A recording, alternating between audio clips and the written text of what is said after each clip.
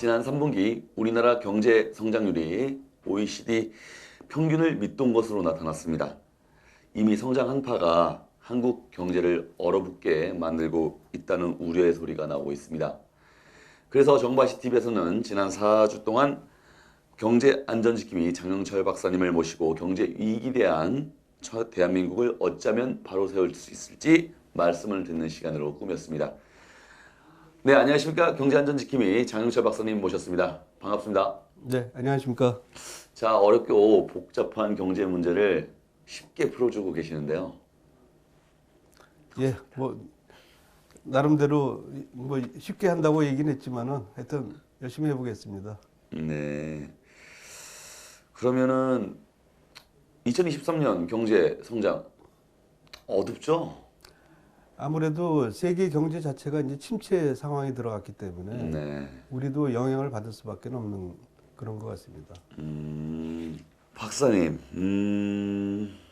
최근 무역 수지도 마이너스로 적자 폭이 아주 크다고 하는데 이게 지금 어떤 상황입니까?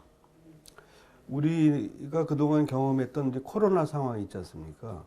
이 코로나 상황이 사실은 국가 간의 무역에 굉장한 제약 요소로 작용이 됐습니다.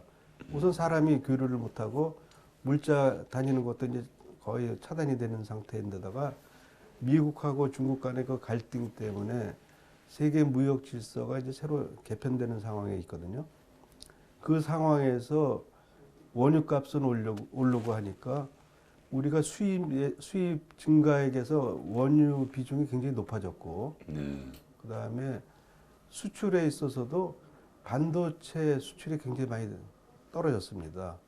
그러면 우리나라가 주요 품목들이 수출이 낮아지고, 그 다음에 그 수입액은 커지고, 이제 이러다 보니까 이제 적자가 커지고 있는데, 이게 자칫 잘못하면 이제 구조적인 문제로 변화가 될까봐 걱정을 할 수밖에 없는 거고, 이러한 우려들이 반영이 돼서 내년도 경제 성장률을 이제 1%대로 전망을 하고 있고, 심지어 어느 노무라 증권 같은 외국 업체 그 경우에는 마이너스 전망도 이제 막 하고 이제 그런 상황이기 때문에 내년도 경제가 여러 가지 쉽지는 않을 거다, 이렇게 말씀드리고 싶습니다.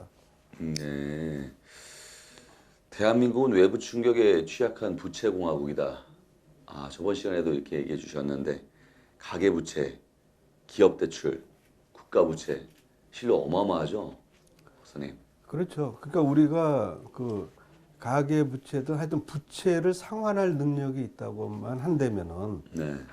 뭐 부채가 그렇게까지 큰 문제가 되겠습니까? 그런데 만약에 그 우리가 경제 성장률이 낮아지면서 소득이 줄어든다, 그러면은 부채 상환 능력이 확 떨어지는 거죠. 네. 우선 이제 가계 부채 하나만 예를 들면 최근에 그 부동산 지난번에 영끌에서 샀다는 사람들, 네네. 뭐 영혼을 끌어모았다고 하는데 젊은 사람들이 많으니까 젊은 영들이 많이 끌어모은 건가 이런 생각도 들 정도인데, 네네. 그때 정말 여기저기서 대출을 끌어갖고 집을 샀는데 지금 이제 이자가 감당이 안 되지 않습니까? 어마어마하죠. 금리가 지금 엄청나게 오른 거거든요. 지금 부동산 담보 대출 금리가 아마 7%를 넘어갔을 겁니다. 맞습니다. 그 미국이 이제 급작스럽게 이제 기준금리를 올렸잖아요. 네. 사실 미국도 보면 좀 이해가 안 되는 부분이 있어요. 돈을 그렇게 많이 풀면 어차피 통화가 커지면서 그 부동산이나 주식의 거품이 커질 거라는 거는 충분히 예견하면서도 이제 정책의 우선순위를 코로나 때문에 망가지는 경제를 살려야 된다는 생각 때문에 푸는 것 같은데, 그렇다고 하더라도 지나치게 과도하게 푸니까 그 후유증을 앓는 건데, 이 후유증을 혼자만 알면 상관이 없는데 이 개방 경제가 되다 보니까 다른 나라에 다 전가가 되거든요. 맞습니다. 첫 번째로 이런 말씀을 드리고 싶은데, 이제 미국이 금리를 올렸어요. 네. 그럼 당연히 그 예금이 늘어나죠. 이제 그 뭐 어디 돈 빌려서 투자하는 것보다 예금 금리 받는 게 더 좋잖아요, 사실은. 안전하고. 맞죠, 사실. 그러면 이제 그 예금이 이제 늘어나니까 시중에 돌아다니는 돈을 이제 빨아들이는 효과가 있는데 문제는 이게 해외에 있는 다른 나라 돈까지 빨아들이는 거거든요. 그렇죠. 우리나라도 이제 돈이 이제 많이 빠져나간 것 같아요. 근데 특히 신흥국에 그동안에 미국에서 투자해갖고 돈 좀 벌겠다고 많이 투자를 했잖아요. 네. 근데 거기 투자 수익률보다도 미국에다 예금하는 수익률이 더 좋은 거야. 그럼 어떻게 하겠습니까? 당연히 거기서 빼갖고 미국에다 이제 갖다 놓는 거지. 그렇죠. 그래서 전 세계 돈이 미국으로 빨려 들어가고 있는 상황이 벌어지는 겁니다. 근데 이런 일들이 사실은 그 국제적인 위기 상황 때마다 미국이 사실 했어요. 네. 그래서 우리가 쭉 그런 위기를 겪어왔거든요. 세계 경제 위기를. 근데 이번에도 또 그런 거를 하는 거 보고 참 놀랍다. 그래서 우리나라도 많은 돈들이 이제 미국으로 가는 바람에 네. 우리가 환율이 막 지난번에 1,400원까지 올랐잖아요. 1달러에 1,400원. 야, 이러다가 1,500원까지 가는 거 아니냐. 이렇게 되면은 우리 경제는 어떻게 되느냐. 가뜩이나 우리도 이제 그동안 돈을 많이 풀었잖아요. 네. 문재인 정권에서도 정말 돈 열심히 풀었거든요. 맞습니다. 빚까지 내가면서 이제 돈을 썼는데 그런 돈들이 시중에 많이 돌아다니면서 이제 가계부채도 늘어나고 국가부채도 드디어 이제 1,000조가 넘어가고 뭐 기업 부채도 늘어나고 이제 이런 상황이 벌어졌는데 이러한 그 돌아다니는 돈들이 이제 결국 인플레로 작용이 되는 건데 우리도 그렇죠. 그런데 거기에 돈까지 이제 미국으로 이제 갚아내니까 우리가 이제 굉장히 어려워지는 상황이 벌어진 거죠. 그래서 이제 정리를 하면은 우리가 이제 그 감당할 수준의 부채를 넘어섰다. 네. 어떻게 1년 동안 우리 모든 국민이 생산한 금액보다도 가계부채가 더 많다. 이거 대단한 거잖아요. 그다음에 기업 부채도 역시 많고 국가부채도 국가 채무는 한 1,000조 정도 된다고 하지만은 결산상 그 우리가 이제 재무제표 결산으로 볼 때 기업회계 기준을 적용을 해보면요, 그 채무가 2,000조가 돼요. 뭐냐면은 그 충당금들을 안 쌓아놨거든요. 우리가 이제 공무원을 고용을 했을 때 연금을 줘야 되잖아요. 그런 충당금들 그런 것들을 다 모아 보면은 또 1,000조가 돼요. 그래서 그럼 가계부채가 대략 한 뭐 1,800조 넘는데 하여튼 2,000조로 치고 기업 부채가 한 그것도 1,600조인데 그것도 2,000조라고 치고 그다음에 국가부채 2,000조 뭐 거의 그런 식으로 되면 한 근 6,000조 원에 달하는 부채를 안고 있는 건데 이 부채가 정말 생산적인 부분에 투자가 돼 갖고 수익을 올릴 수 있었다. 그럼 어마어마한 플러스가 될 수가 있는데 실제로 보면은 부동산 투자에 또 국가는 복지 지출에서는 사실 돈은 안 나오는 거거든요. 네. 그런데다가 기업은 또 투자하는 데마다 경기가 안 좋으니까 돈을 못 벌어.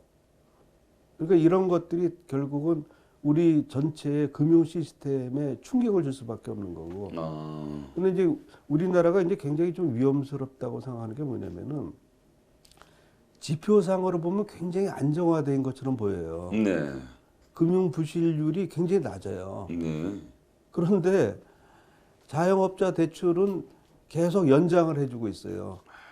그런 대출을 연장을 해준다는 거는 그 대출이 부실이라고 판정을 안 하거든요. 네. 보통 이제 그 금융권에서는 3개월 이상 연체가 됐을 때 이제 부실 대출로 분류하기 시작하고 있거든요. 그러다 한 1년 이상 지나면 악성으로 보고 있고 뭐 이제 이렇게 보고 있는데 은행에서 정식으로 연장을 해준 대출은 부실이 아니거든요. 그렇죠. 근데 그런 부실들이 생각보다 곳곳에 쌓여 있을 수가 있다. 그런 것들이 통계 제대로 잡혀지지가 않았기 때문에 우리가 지표상으로 보면은 우리가 좀 안정이 돼 있구나. 이렇게 착각을 할 수가 있는데 실제로 안으로는 이제 굼고 있을 수가 있다.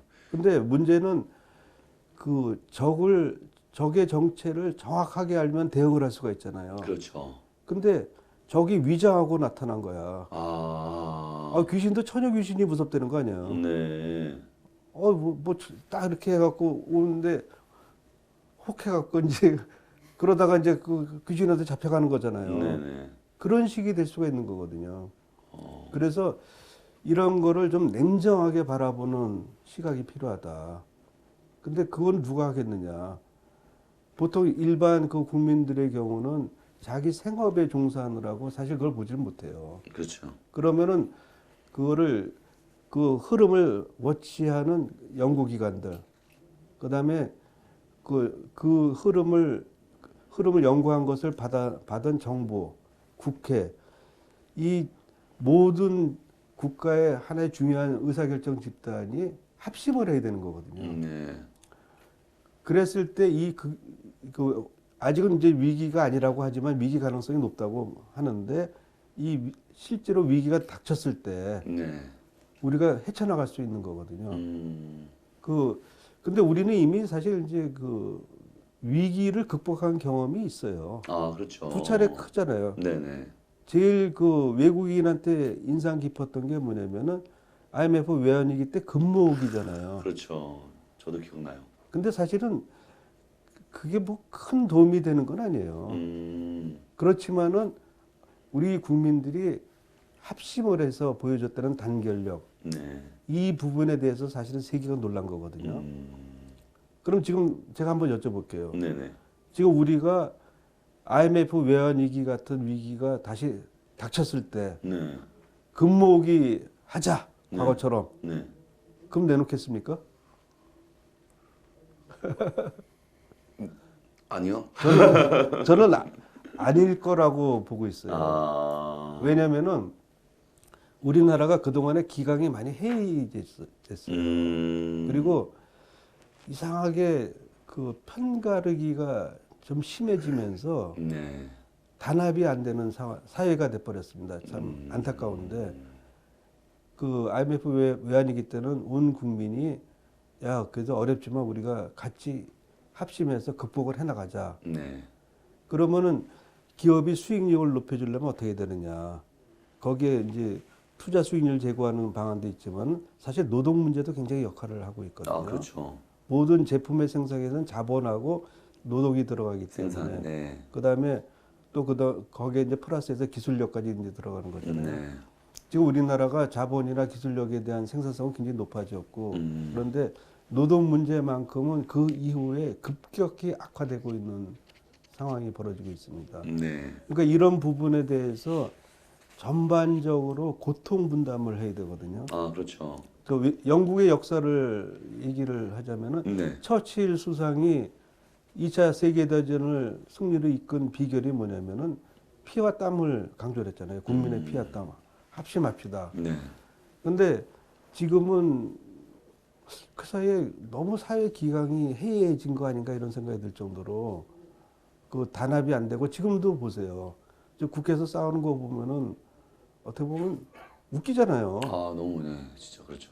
그래서 뭐 일전에 뭐 서울대 의대에서 뭐 뇌를 연구를 했다며. 그렇습니까? 뇌를 연구를 했대요. 네네. 그랬더니 뭐 이상한 행동을 하는 사람의 뇌 용량이 정상보다도 한 5%, 5배가 뭐 낮다. 뭐 그런 얘기도 있더라고요. 네. 근데 어떻게 보면 저런 생각을 할 정도인가 싶을 정도로 단합이 안 되는 그런 구조가 되기 때문에 이런 상태에서 과연 위기가 벌어졌을 때 극복을 해나갈 것인가 하는 의구심은 있어요. 네. 그렇지만 우리나라 쭉 역사를 볼 때 진짜 벌어지면은 합심하리라고 저는 생각을 하고 있습니다. 네.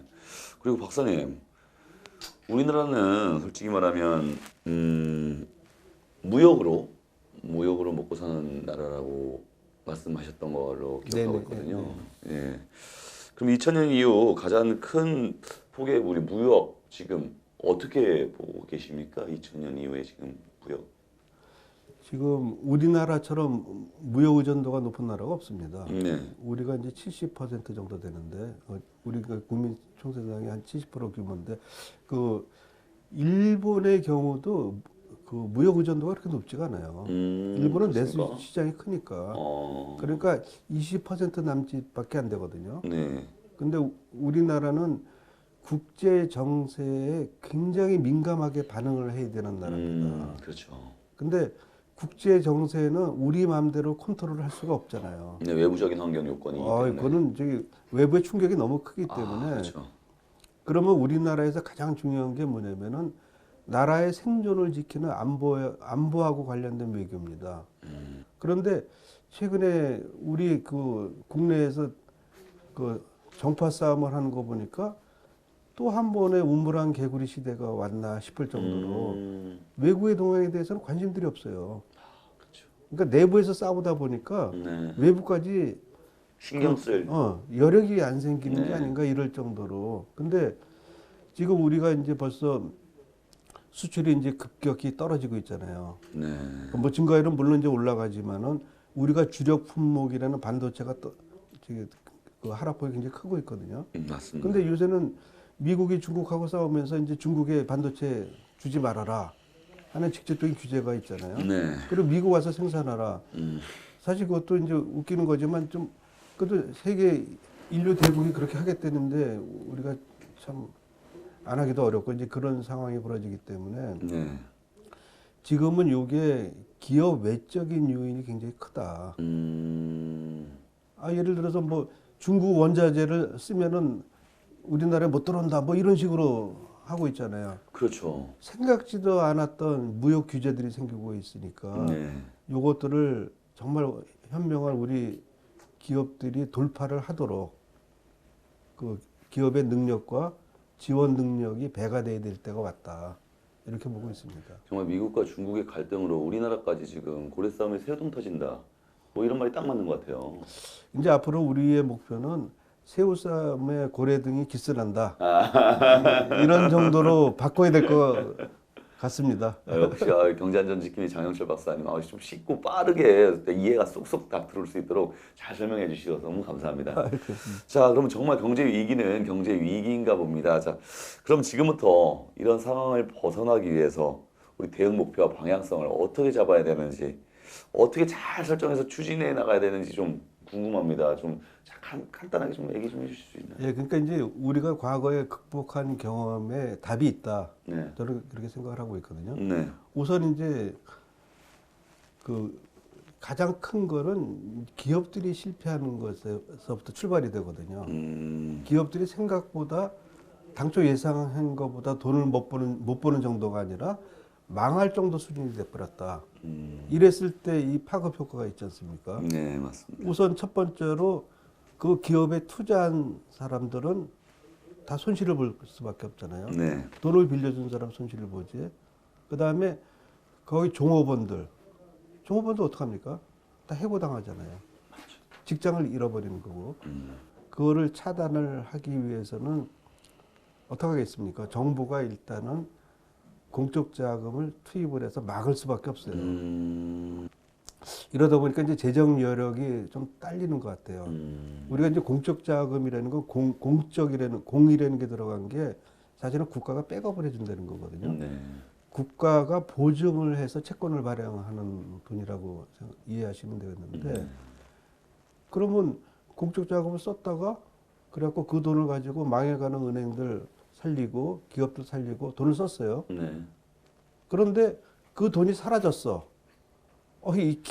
돈을 기껏 넣었는데 기업들이 또 죽었어.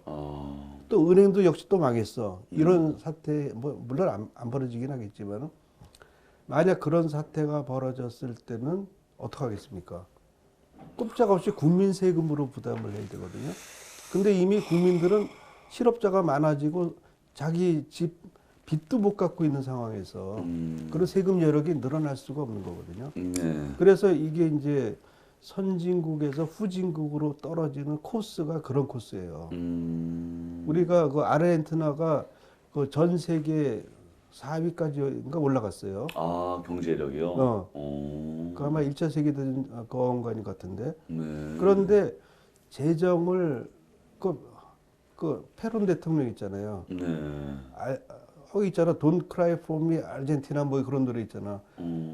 그 에바 부인인가 뭐 예, 그래갖고 예. 그 스토리잖아요. 예. 그게 왜 그러냐면 국민들한테 복지 지출을 엄청나게 했거든. 근데 복지가 저도 복지 지출을 늘리는 거 100% 찬성하는 사람입니다. 네네. 그렇지만은 복지 예산이 지나치게 안 써도 되는 사람까지 돌아갔을 때 이 경제에 미치는 피해가 굉장히 크거든요. 무리하게 했을 우리가 때. 이제 생산적인데 예를 들어서 도로를 개설한다. 네. 그러면 사회의 비용을 굉장히 줄이는 거고 또 투입 비용에 대해서 그 요금을 받으면서 환수를 할 수가 있는 그런 장치들이 있거든요. 그런 것들이 다 이제 생산성 있는 투자라고 하는데 복지의 경우는 물론 이제 기본적인 투자는 필요해요. 그렇지만 그런 아르헨티나 경우는 그 복지를 끝없이 확대하면서 안 받아도 되는 사람까지 다 받다 보니까 이 사람들이 이제 일을 할 필요가 없는 거죠. 네. 아이고 뭐 가만히 뭐 말만 잘하고 떠들기만 잘 떠들어도 돈 생기는데 일을 왜 합니까? 그러다 보니까 돈이 점점 사람들이 있잖아요. 한번 근로 의욕을 잃어버리면은 그 다음에 더 일하고 싶은 생각이 안 들어요. 아, 그렇죠. 저는 우리나라 지금 현재가 굉장히 걱정이 되는 부분이 뭐냐면은 네. 지금 요새 그 유튜브에 청년들이 나와서 한 달에 300만 원 버는 법 한다며요. 그런 거 뭐 그런 걸 내가 직접 보지는 못하고 얘기만 들었는데, 네. 그러니까 곳곳에 다니면서 어떻게 하면 정부 보조금을 받아내는 방법. 예를 들어서 뭐 실업보험을 타는 방법. 네네. 그럼 반드시 해고가 돼야 되니까 나를 잘라주세요. 그렇죠. 뭐 이런 네네. 식의 그 행태들이, 그러니까 그런 것들이 벌써 이제 복지라는 것이 모든 국민을 상대로 해서 이렇게 보기 때문에 항상 그 빈틈이 있을 수밖에 없어요. 제도적으로 다 커버가 안 되거든요. 그렇죠. 그 빈틈을 노리는 사람들이 늘어나니까 편법으로. 우리나라처럼 좋은 머리를 가진 민족이 돈 버는데 그 노력을 해야지 그런데 노력하면 되겠어요. 안 되죠. 그러니까 현실적으로 이제 자리들이 없기 때문에 그런 점도 있지만은 네. 이런 이제 지나치게 과도할 때 그런 현상이 벌어지는 거라고 보셔야 되거든요. 굳이 뭐 아르헨티나만 들 필요도 없어요. 베네수엘라도 보면은 완전히 망했잖아요. 예전에 필리핀도 잘 살았다. 근데 필리핀은 그래도 석유라도 안 나오지.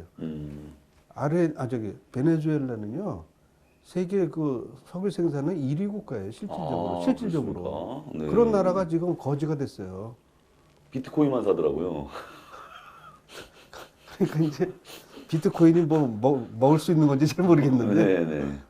근데 그 엄청난 돈들을 그 낭비를 한 거예요. 국민들한테 다 나눠준 거야. 국민들은 좋지. 갑자기 공돈이 생겼으니까요.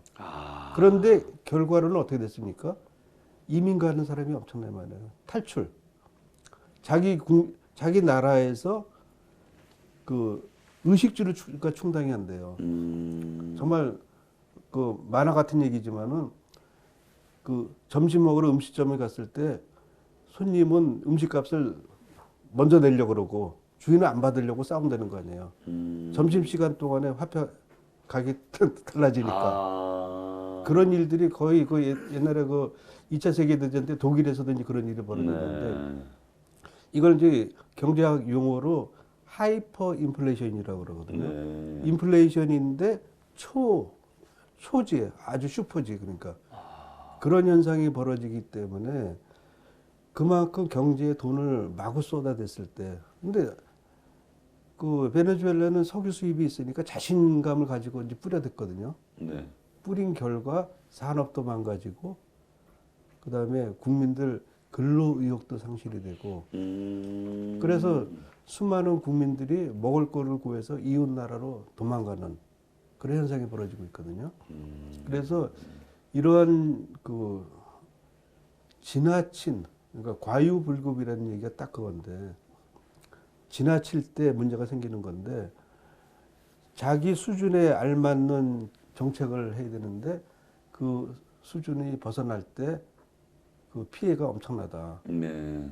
그런 말씀을 드리고 싶고, 그래서 우리가 조금 더 그 상황을 잘 지켜보면서 판단할 수 있는 능력과, 그 다음에 또 하나 중요한 거는 요즘처럼 당파 싸움이 심한 그 정세에서는 국민을 한 곳으로 끌고 갈 수 있는 리더십이 굉장히 중요해졌다. 이렇게 말씀드리고 싶습니다.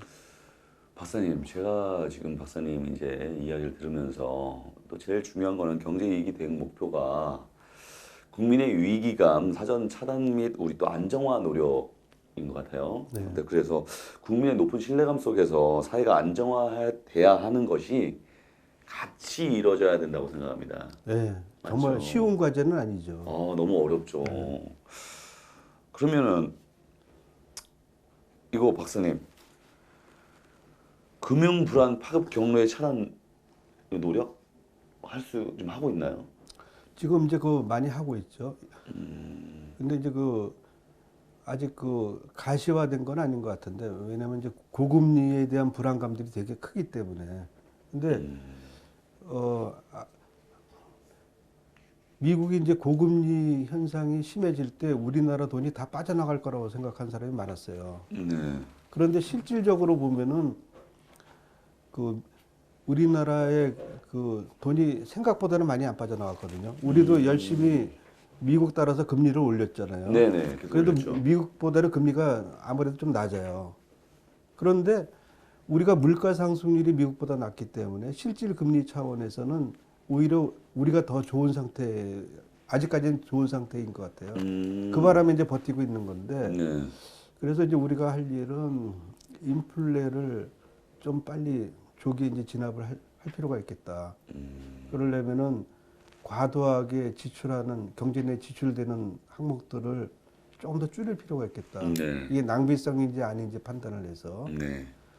그러니까 일종의 우리도 인체로 치면은 저도 뭐 의사는 아니지만 당뇨병이라는 게 뭐 너무 잘 먹어서 걸리는 병이라며요. 아, 그렇습니까? 너무 이제 뭐 먹고 그러니까 많이 섭취해서. 인체가 이제 소화할 수 있는 능력이 안 되는 그 수준을 넘어서서 이제 잘 먹기 때문에 그래서 가난한 사람은 뭐 당뇨병 잘 안 걸린다 그러는데 맞아요.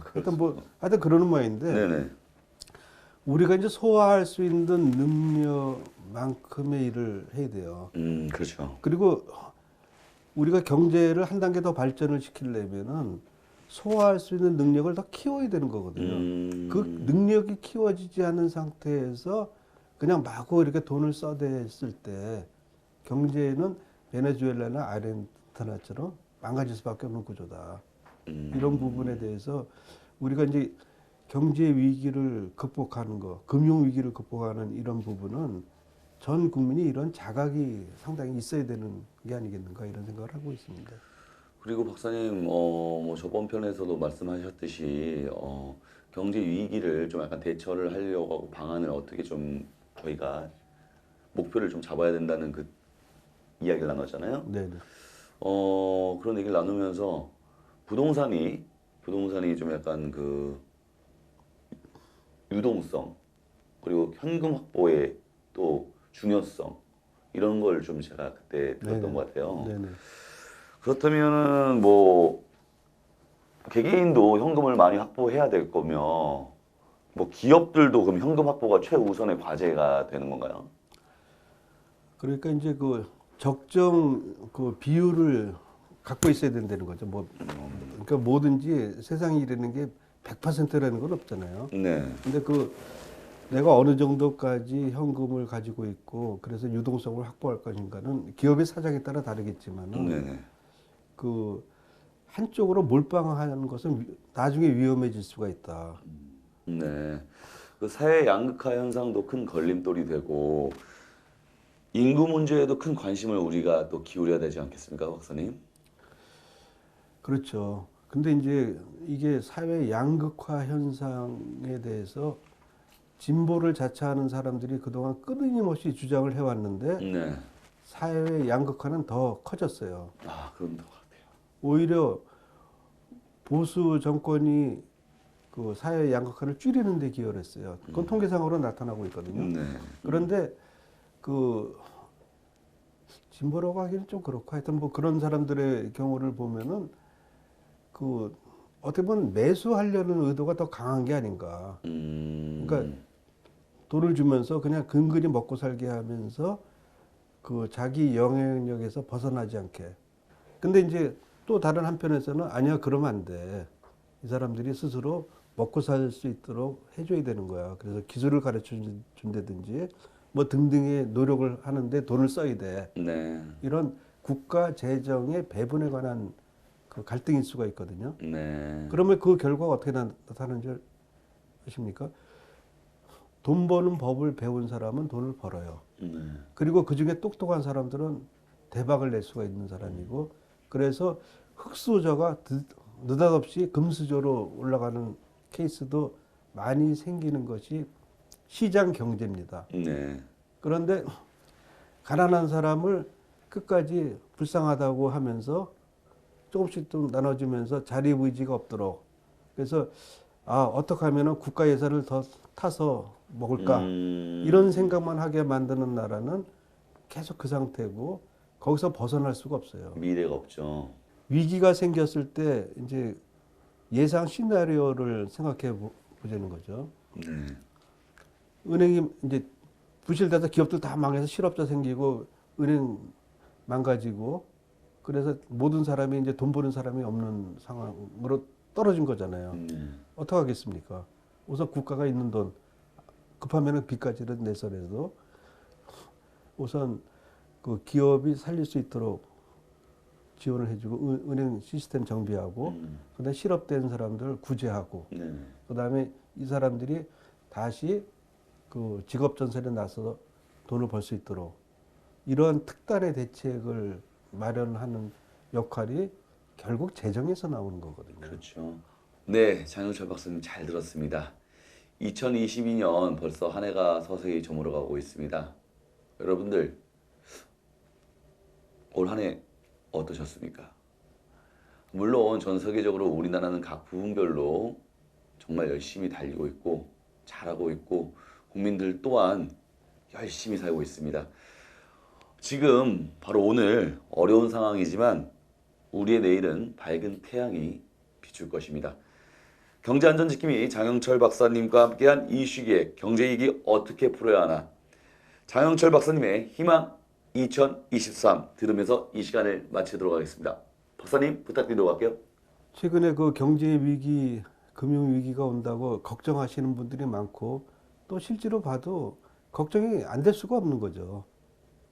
그렇지만 우리나라가 과거에 IMF 외환위기도 잘 극복을 했고, 그다음에 금융위기도 잘 극복을 해서 각각 1인당 국민소득 1만 달러 함정에도 잘 넘어갔고 2만 달러 함정도 잘 넘어갔습니다. 이제 드디어 우리나라가 3만 달러를 넘어서 조만간에 이제 선진국 수준까지 완전히 진입을 할 것 같은데, 뭐 일부는 이제 이미 진입했다는 그 분도 있습니다만은, 우리가 한 단계 그 계단을 더 넘어야 되거든요. 이 계단을 넘는 일이 이번에 다가오는 경제 위기를 잘 극복하는 일이다. 그래서 가장 중요한 거는 누누이 강조드렸지만은 우리가 단합하고 극복하겠다는 강력한 의지를 가질 때 우리가 더 강력한 그 나라로 바뀌고, 그다음에 새로운 희망을 가질 수 있지 않나 이런 생각이 듭니다. 우리 합심해서 우리나라가 조만간에 세계 최강대국 반열에 올라갈 수 있도록 같이 노력하는 그런 한 해가 됐으면 하는 마음입니다. 감사합니다.